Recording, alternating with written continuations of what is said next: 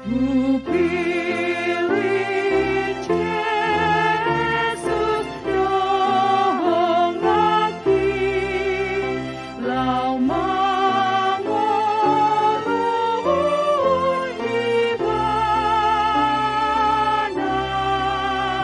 nang muruk ketorok isi labang tuju ibana dihomongku rodi ajahu Jesus lihong mate mangolu dihomongku rodi ajahu Jesus lihong mate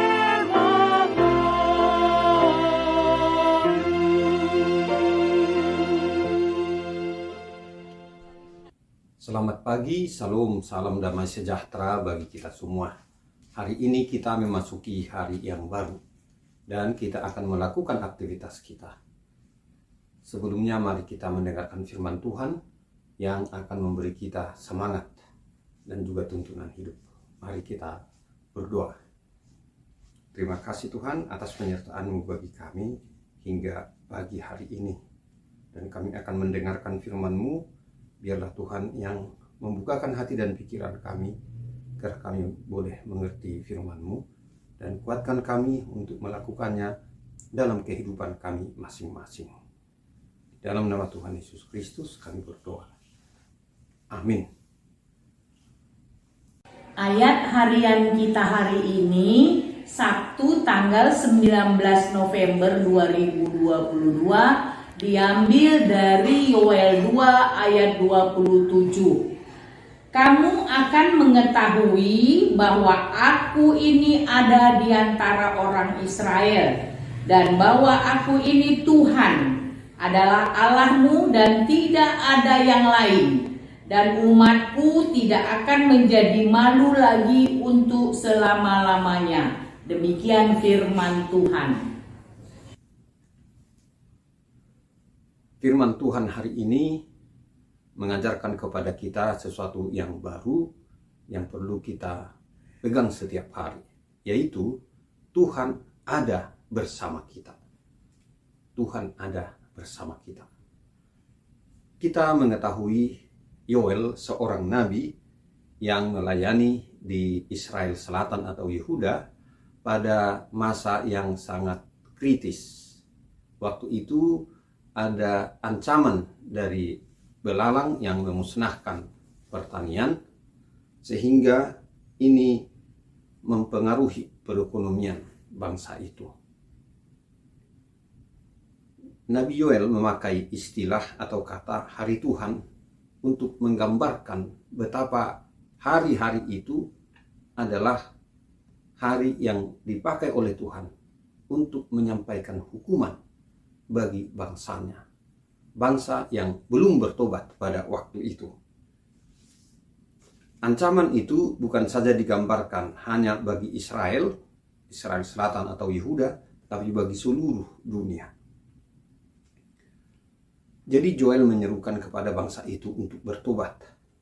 Dengan bertobatlah, maka janji dan anugerah Tuhan akan mereka terima dalam kehidupan ke masa yang akan datang. Jadi ada dua hal yang menonjol kita perhatikan.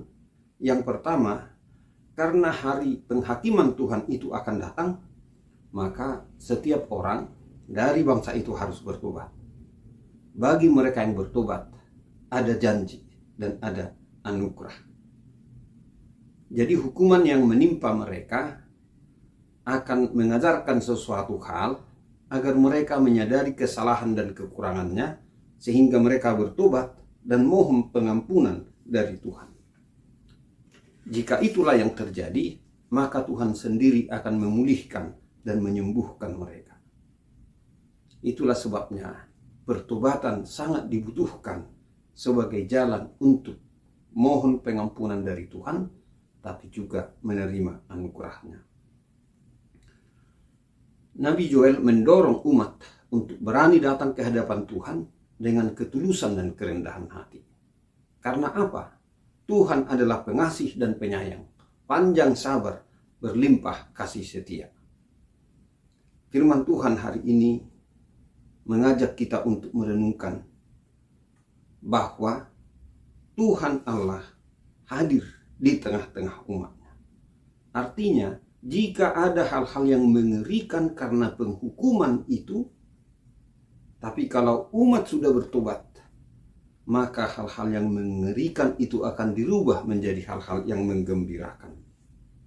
Ketakutan akan diganti dengan sukacita. Yang kedua, janji berkat Tuhan, yaitu janji yang akan menyingkirkan aib mereka dan memulihkan berkat-Nya atas umat-Nya.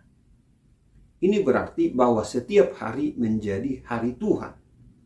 Artinya, hari di mana Tuhan terus memegang kendali. Disinilah Tuhan menjanjikan panen cadangan untuk menutup semua kerugian akibat kekeringan atau serangan belalang tadi. Memang tahun-tahun yang sudah lalu tidak bisa dikembalikan lagi. Tetapi yang menarik di sini adalah janji Tuhan bahwa Tuhan dapat mengembalikan berkat-berkat yang hilang itu kepada kita. Sama seperti kepada umatnya pada waktu itu. Buah dari hari-hari, minggu-minggu, dan bulan-bulan serta tahun-tahun yang hilang akan menjadi berkat Tuhan bagi kita. Dan berkat-berkat itu akan diberikan menjadi milik kita. Inilah yang kita sebutkan tadi. Hal yang mengerikan diganti dengan hal-hal yang mengagumkan. Dan hal-hal yang menakutkan diganti dengan hal-hal yang menggembirakan. Inilah janji dan berkat Tuhan itu. Biarlah kita memahami ini. Tuhan selalu berada di tengah-tengah kita. Amin. Kita berdoa. Terima kasih Tuhan atas firman-Mu yang memberikan kami pengharapan bahwa Kau hadir di tengah-tengah kami dan menolong kami menjalani hari-hari hidup kami. Lindungi dan sertai kami Tuhan sepanjang hari ini. Dan bila Kau memberikan penghiburan bagi orang-orang yang berduka, pengharapan bagi orang-orang yang akan putus asa, tapi juga kekuatan bagi orang-orang yang lemah, bagi orang-orang yang rapuh, bagi orang-orang yang kehilangan semangat. Berkati kami sepanjang hari ini. Berilah pemulihan dan kesembuhan bagi orang-orang yang dalam keadaan sakit. Terima kasih Tuhan, hadirlah selalu di tengah-tengah kami, agar kami merasakannya sebagai pertolongan Tuhan bagi kami semua. Di dalam nama Tuhan Yesus Kristus, kami berdoa dan mengucap syukur. Amin. Anugerah Tuhan kita Yesus Kristus dan kasih setia dari Allah Bapa dan persekutuan dengan Roh Kudus kiranya menyertai kita semuanya. Amin.